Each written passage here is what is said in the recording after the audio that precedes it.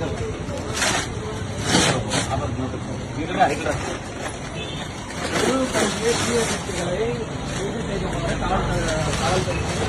வணக்கம்.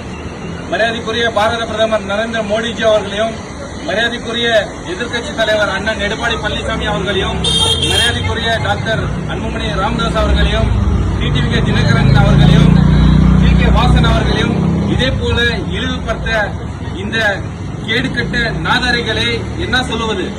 இதே போல சௌரட்டிகள் ஒட்டினா தகுந்த நடவடிக்கை எடுக்குமாறு காவல்துறையை கேட்டுக் கொள்கிறோம். நீங்க ஒட்டதான் முடியும், நாங்க கீழே பாருங்க.